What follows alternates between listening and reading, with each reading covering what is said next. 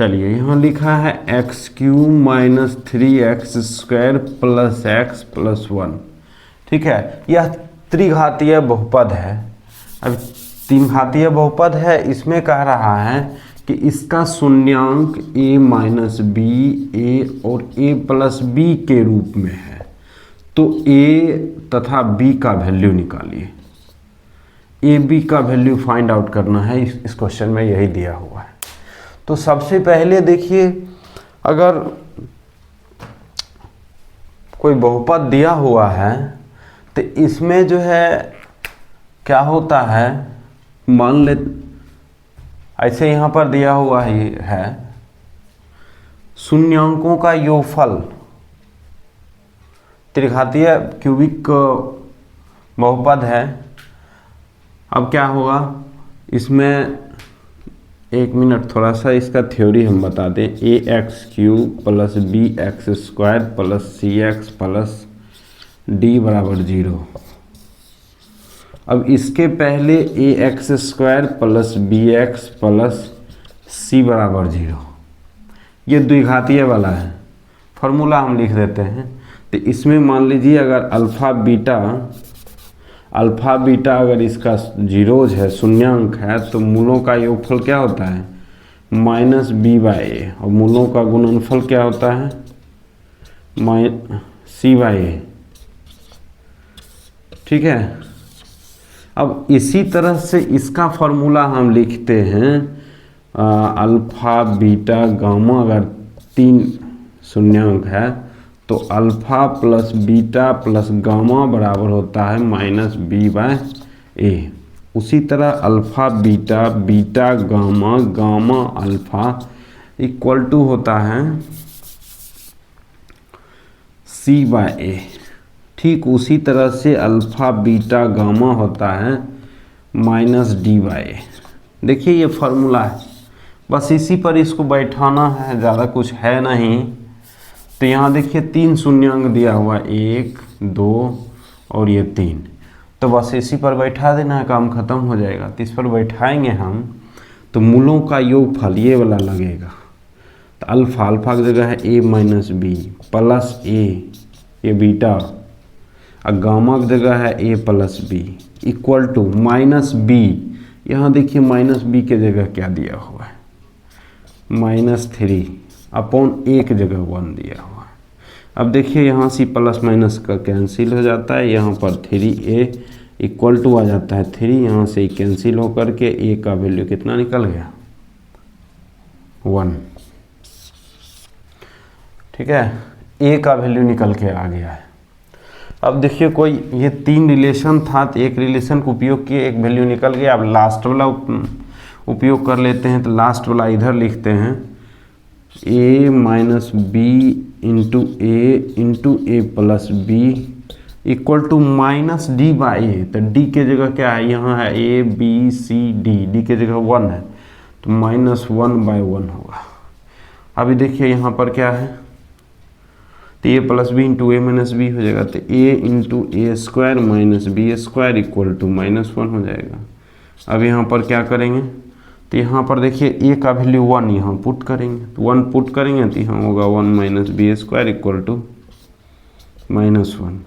अब देखिए 1 E minus इधर आएगा तो प्लस हो जाएगा, ई हो जाएगा बी स्क्वायर। तो b का वैल्यू कितना निकल गया √2 निकल गया।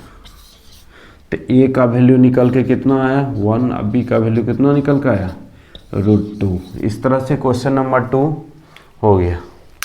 चलिए महत्वपूर्ण क्वेश्चन जो है ये 2 हो गया। तीसरा की ओर बढ़ते हैं। तीसरा को चलिए इधर ही हम बता देते हैं, तब मिटाएंगे। तीसरा में ज़्यादा कुछ है नहीं, एक ग्राफ दिया हुआ है, हमको महत्वपूर्ण इम्पोर्टेंट लगा, हम इसलिए ले लिए। ये क्वेश्चन नंबर 3 है। एक ग्राफ दिया हुआ है इस तरह से, ये x एक्सिस है, ये y एक्सिस है। ठीक है, इस तरह का बस एक ग्राफ दिया हुआ था। y बराबर, इसको बोल सकते हैं ग्राफ का नाम fx। ठीक है, इसमें बस कुछ नहीं कह रहा है, इसमें कह रहा है शून्यांकों की संख्या बतावे। क्या कह रहा है, शून्यांकों की संख्या बतावे। तो इसमें बस हमको ये देखना है कि यह ग्राफ एक्स एक्सिस को कितने जगह कट कर रहा है। ठीक है, मान लीजिए अगर एक्स एक्सिस को कोई ग्राफ है एक जगह कट कर रहा है तो इसका मतलब एक्स का कोई एक वैल्यू होगा, एक शून्यांक होगा। एक शून्यांक होगा माने लीनियर होगा।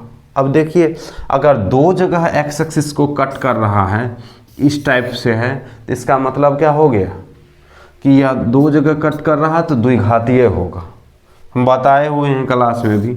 अब उसी तरह से यहाँ तीन जगह कट कर रहा है, एक यहाँ है, एक यहाँ है, एक यहाँ है, इसलिए यह तीन घातीय होगा और इसमें शून्यांकों की संख्या कितना हो जाएगा, शून्यांकों की संख्या बराबर सीधा सीधा 3 आंसर हो जाएगा इसका। ठीक है, चलिए आगे बढ़ते हैं क्वेश्चन नंबर 4 की ओर।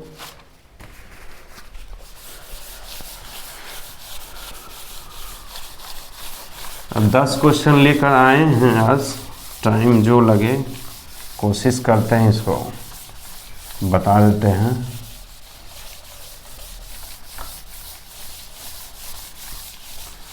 चलिए देखिए आगे बढ़ते हैं क्वेश्चन नंबर 4 की ओर। 4 की ओर में देखिए क्वेश्चन कहता है, क्या कहता है कि 65 तथा 117 का HCF 65m-117 के रूप में है तो m का मान बताइए। ठीक है, बस यही है ऑब्जेक्टिव। ऐसे पूछेगा तो 2 नंबर का पूछेगा, नहीं तो ऑब्जेक्टिव टाइप का क्वेश्चन है। तो अब इसमें देखिए HCF की बात कर रहा है।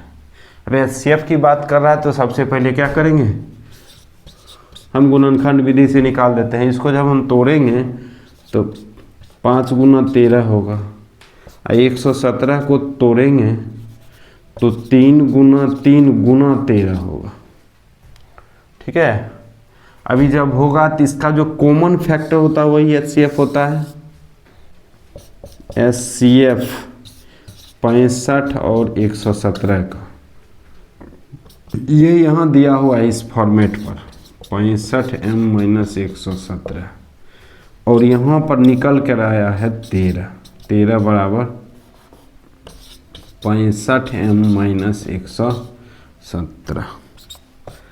13 ये आएगा इधर प्लस हो जाएगा, ये 65m हो गया, ये हो गया 130 बराबर 65m। 130/65 बराबर m। 13 × 5 = 65, 13 × 2 = 130। ये सीधा 2 बार में तो कट ही गया, अर्थात m का वैल्यू कितना हो गया 2। बस सिंपल सा क्वेश्चन था ये। ठीक है,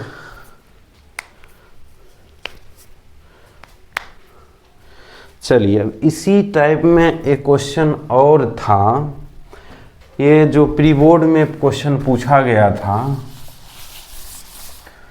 प्री बोर्ड में जो क्वेश्चन पूछा गया था उसको भी हम लेकर आए हैं। 6, 72 और 120, यही ना। हाँ, अब कह रहा है अभाज्य, इसका जो इसी का LCM भी पूछ रहा था, LCM भी और HCF भी। ये क्वेश्चन नंबर 5 है। अब कह रहा था कि अभाज्य गुणनखंड विधि से बताइए। अब सब तरह से इसको करके रख दिया था। चलिए इसको हम करते हैं। तो अभाज्य गुणनखंड 6 का करेंगे तो 2 गुना 3 होगा। उसी तरह 72 के करेंगे तो 2 गुना 3 गुना 3 होगा। 120 का करेंगे तो 2 गुना 2 गुना 2 8, 3 गुना 5, ठीक है। 5 तिया 15, 2 30, 2 60, 2 120, सही है, हो गया। बस इसमें क्या करना था, इसको थोड़ा सा मॉडिफाई कर देते हैं। मान लीजिए ये तो ऐसे ही होगा, इसको हम लिख सकते हैं 1 2 3, 2 पर पावर 3 गुना 3 पर पावर 2। इसको हम लिख सकते हैं 2 पर पावर 3 गुना 3 गुना 5। अब देखिए इसमें क्या करना था, LCM किसका, 6, 72 और 120 का। अब इसका LCM लिखना था, तो LCM में क्या होता है, जो पावर देखते हैं कॉमन अगर है तो उसमें हाईएस्ट पावर देखते हैं। तो यहाँ पर सबसे कह रहा था अभाज्य गुणनखंड, तो अभाज्य गुणनखंड है ये देखना था। ठीक है, तो अभाज्य है। अब इसमें सबसे हाईएस्ट 2 पर पावर 3 है। अब देखिए 3 पर कितना है हाईएस्ट पावर, हाईएस्ट पावर 3 पर 2 है और एक 5 हो जाएगा, तो कितना हो जाएगा 8, 9 और 5, ये 360 इसका आंसर आ जाएगा। फिर है SCF 6, 72 और 120। SCF माने होता है common factor, least common factor. तो देखिए 2 अकेले है जो तीनों में है और 3 भी अकेले है जो तीनों में, अर्थात ये 6, तो एक हो जाएगा 6, एक हो जाएगा 360। छोटा सा क्वेश्चन था, ये भी गलत ही हो गया लगभग पूरी क्लास, इसलिए हम इसको लिए हैं बताने के लिए। चलिए आगे बढ़ते हैं।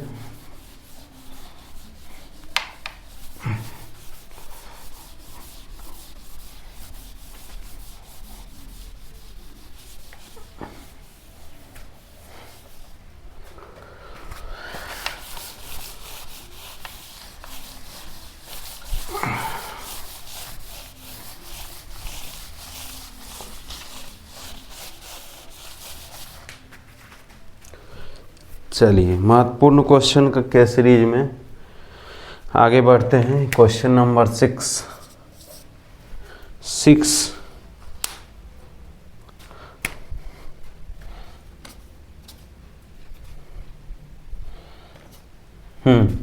देखिए ये 6 में x² - 7x + 12 दिया है = 0। इसमें कहता है कि इसके शून्यांकों मूलों का व्युत्क्रम लिखा है, मूलों का व्युत्क्रम ज्ञात करें। ठीक है, मूलों का व्युत्क्रम ज्ञात करें। मान लेते हैं अगर इसका मूल अल्फा और बीटा है, तो यह ये पूछ रहा है मूलों के व्युत्क्रमों का योग भी था भाई, तो 1/α 1/β ये पूछ रहा है, इसका वैल्यू पूछ रहा है। ठीक है, अच्छा इसका वैल्यू पूछ रहा है तो बहुत स्टूडेंट क्या करता है, इसको पूरा सॉल्व करने लगता है। पूरा सॉल्व करने की ज़रूरत नहीं है।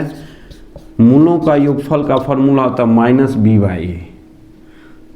तो यहाँ पर देखिए a का वैल्यू 1, b का वैल्यू -7 और c का वैल्यू 12 है। तो वैसी स्थिति में -b/a करेंगे तो 7 होगा, अल्फा इंटू बीटा करेंगे तो c/a हो जाएगा, सीधा 12 होगा। अब देखिए ज़रा इसको एलसीएम ले लेंगे तो अल्फा बीटा हो जाएगा, यहाँ पर बीटा प्लस अल्फा हो जाएगा। ये निकला हुआ वैल्यू बैठा देंगे, 7/12, ऊपर 7 है नीचे 12 है, यही आंसर हो गया सीधा। ज़्यादा कुछ करने की ज़रूरत ही नहीं था, तोड़ने की कोई आवश्यकता नहीं थी इस क्वेश्चन में। ठीक है, चलिए अब जो है एक एक क्वेश्चन जो है हम लाए हैं माध्य। एक क्वेश्चन माध्य से है, एक माध्यिका से है और एक बहुलक से, उसको बता देंगे तो काम खत्म हो जाएगा।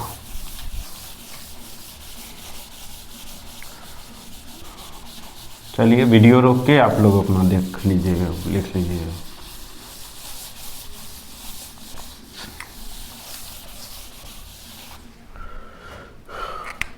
देखिए माध्य,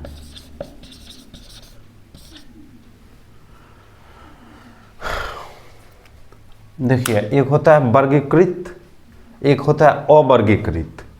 अवर्गीकृत माध्य को जनरली जो है ना x बार से इंडिकेट करते हैं। ठीक है, अवर्गीकृत डाटा अब मान लीजिए अगर ऐसे दे माध्य माने एवरेज औसत होता है, बहुत बार बताए हुए हैं, तो इसमें जो है एक सिंगल फार्मूला होता है sigma of F x upon sigma of F.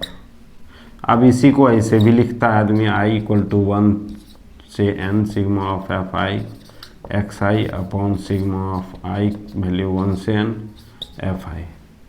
ठीक है, बस यही फार्मूला है सिंगल, बस इसी पर बनता है। एक क्वेश्चन लेते हैं, वर्ग अंतराल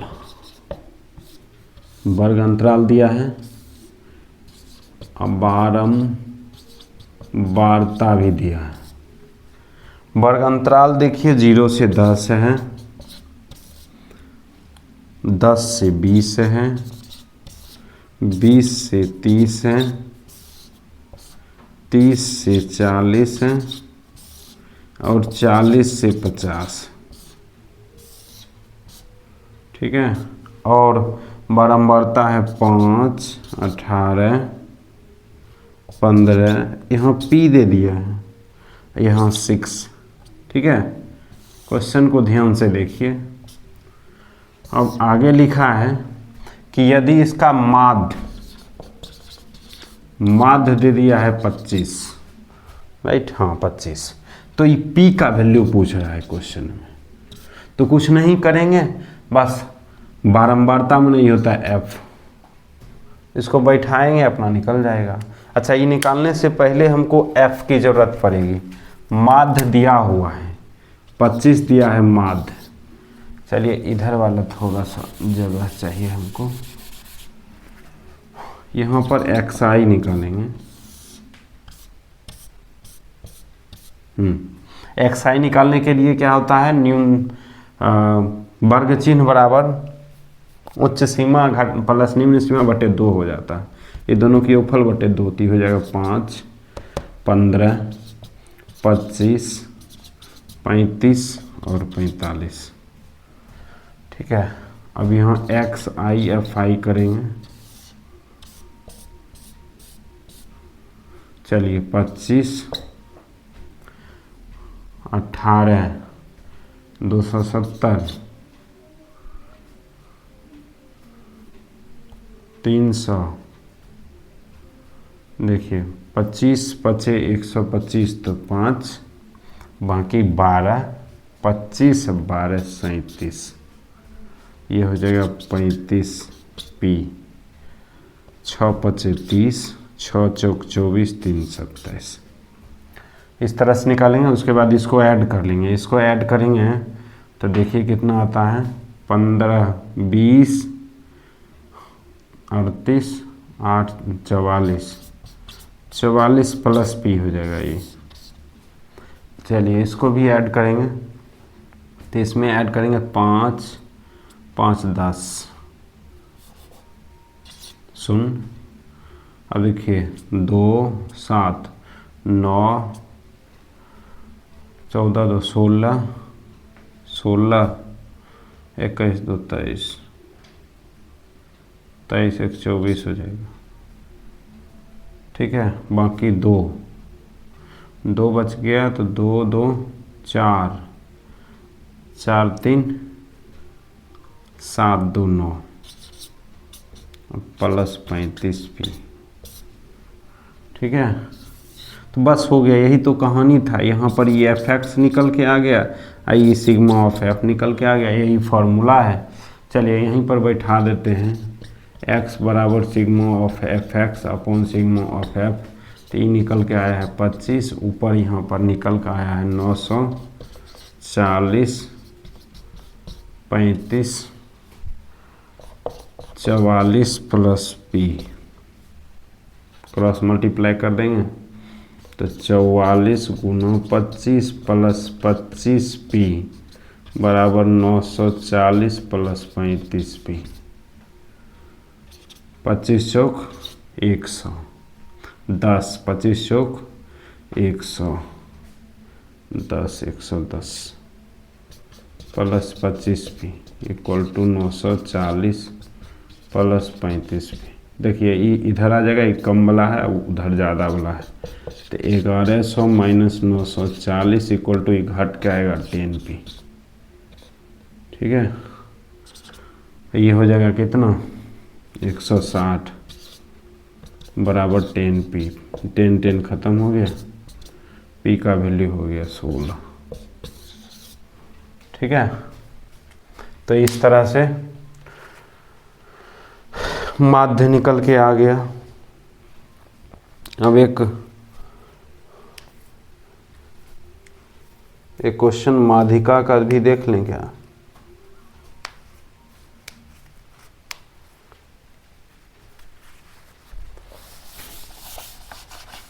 चलिए एक माध्यिका का भी क्वेश्चन देख लेते हैं, उसके बाद छोड़ देंगे।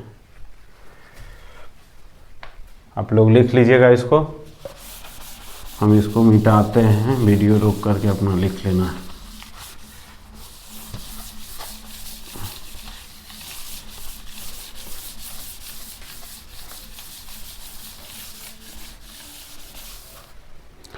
चलिए माध्यिका,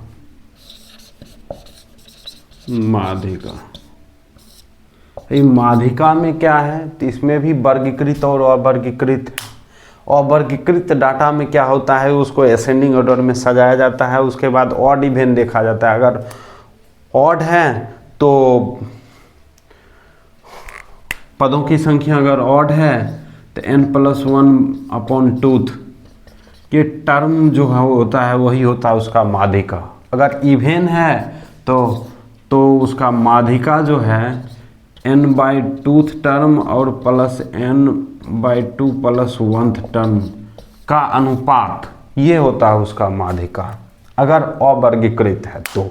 लेकिन अगर वर्गीकृत है तो क्या करेंगे, तो ये अवर्गीकृत का हो गया। वर्गीकृत वाला एक बताते हैं, क्वेश्चन ले लेते हैं एक। वर्ग अंतराल बारंबारता संचयी इसमें निकालना पड़ेगा। चलिए 0 से 10, 10 से 20, 20 से 30, 30 से 40 और 40 से, इसमें भी वही है 40 से 50।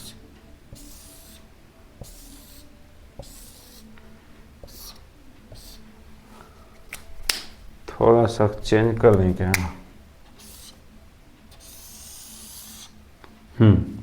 देखिए इसका डाटा दिया है 9, 8, 12,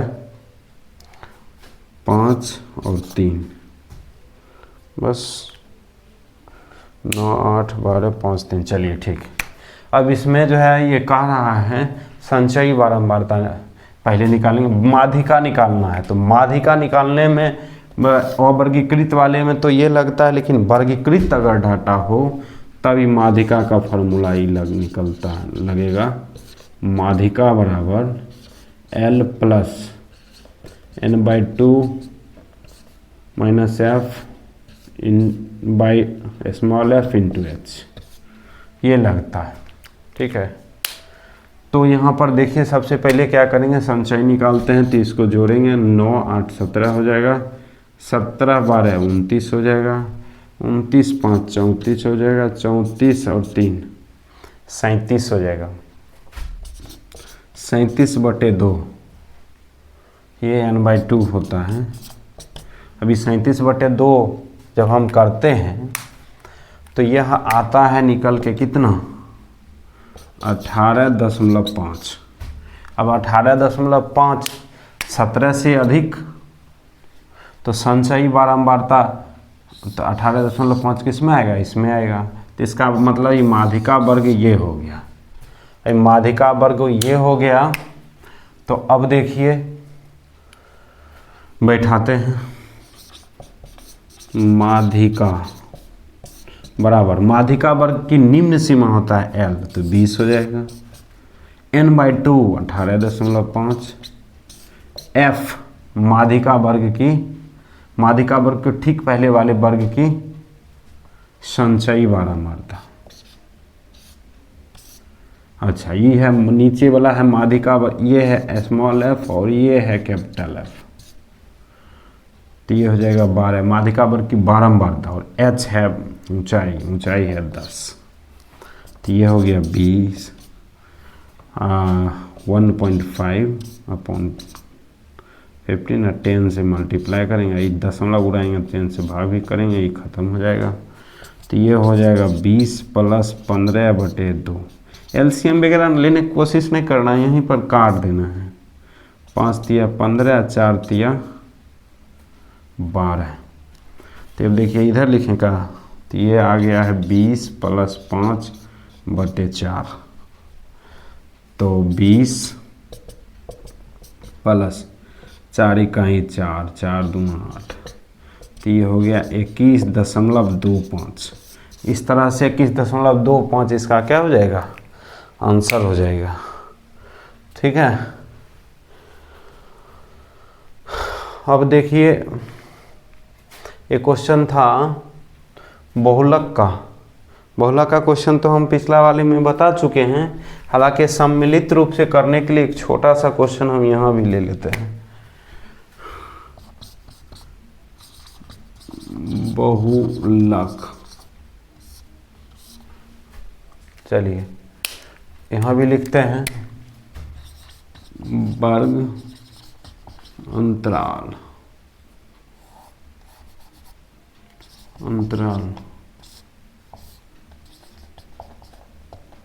बारंबारता। इसमें ज़्यादा कुछ करने की ज़रूरत नहीं पड़ेगी, बस डाटा सिर्फ लिखना है, फार्मूला लगाना है, काम खत्म हो जाएगा। तो देखिए इसमें जो है 1 से 3 है, हाँ 1 से 3, 3 से 5, 5 से 7, 7 से 9, ठीक है, 9 से 11। पहला डाटा है 7, दूसरा है 8, 2 और 1। देखिए बस ये डाटा दिया हुआ है। अब इसमें भी हम बताए हुए हैं कि देखिए जिस तरह माध्य था, तो माध्य में जनरली था औसत होता है, एवरेज होता है, बाकी बात जो है फार्मूला के अनुसार निकलता था, sigma of F x upon sigma of F, उसके अनुसार वर्गीकृत वाला। ठीक है, और इसमें माध्यिका वाला में है कि एक अवर्गीकृत है तो उसके लिए ये फार्मूला था, और वर्गीकृत है तो उसके लिए ये फार्मूला था। उसी तरह बहुलक में होता है कि जो डाटा अपने ग्रुप में सबसे ज़्यादा बार एग्जिस्ट करता है उसी को बहुलक बोलते हैं। तो अवर्गीकृत वाले में तो ऐसे ही रेंडमली निकाल दिया जाता है, लेकिन अगर वर्गीकृत इस तरह से दिया हुआ है तो उसमें उसका फार्मूला लगता है बहुलक का। बहुलक बराबर इसमें भी होता है L plus F1 minus F0 upon 2 into F1 minus F0 minus F2 into H। बस यही फार्मूला होता है, ये लगेगा, काम खत्म। अब ये सवाल उठता है यहाँ पर F1 क्या है, F0 क्या है, तो सबसे पहले यहाँ बहुलक वर्ग खोजना होता है। जिस तरह यहाँ माध्यिका वर्ग खोज लिए, n/2 भाग दिया, उसमें देख लिए संचय बारंबारता में इससे अधिक वाला कौन है। ठीक है, उसी तरह इसमें बहुलक खोजने के लिए तो सबसे पहले बहुत बार जो डाटा आ रहा हो, तो बहुत बार डाटा कौन आ रहा है, तो यहाँ पर बारंबारता में चेक करना पड़ेगा कि अधिकता किसका है। तो अधिकता किसका है यहाँ पर, तो यहाँ देखिए ये है, तो इसका मतलब बहुलक वर्ग कौन है, ये हमारा बहुलक वर्ग हो गया 3 से 5 वाला। ठीक है, अब बहुलक वर्ग हो गया तो इसका मतलब ये है F1, ये है F0 और ये है F2। बस हो गया, बैठा देंगे, इसमें आंसर आ जाएगा। L का वैल्यू देख, यही सब चुनाव करने में विद्यार्थी गड़बड़ा कर देता है, जिसके कारण आंसर नहीं आता। पूछता है बहुलक लगा देता है, माध्यिका वाला फार्मूला कॉपी जंस कीजिए कि हाँ उसमें दिखाई दिया। चलिए, तो यहाँ पर ये 3, F1 का वैल्यू है 8, F0 ये है 7, अच्छा F8 तो 8 तो 16 हो गया, 9 तो 7 और माइनस हो गया 2। ये हाँ ऊंचाई हो जाएगा 2 का, तो ये घटेगा तो ऊपर 2 आएगा सीधा, यहाँ हो जाएगा 7 2 9, 9 हो जाएगा, 9 घट जाएगा तो सीधा 7 बचेगा। अब इसको भाग देंगे, 3 + 7 दूना 14, 7 8 56, इस तरह से 3.28 ये आंसर हो जाएगा इसका। चलिए यहीं तक रहने देते हैं। वीडियो अच्छा लगे तो लाइक कीजिए और नए हैं तो चैनल को सब्सक्राइब कीजिए तथा अपने दोस्तों के साथ वीडियो को शेयर करें।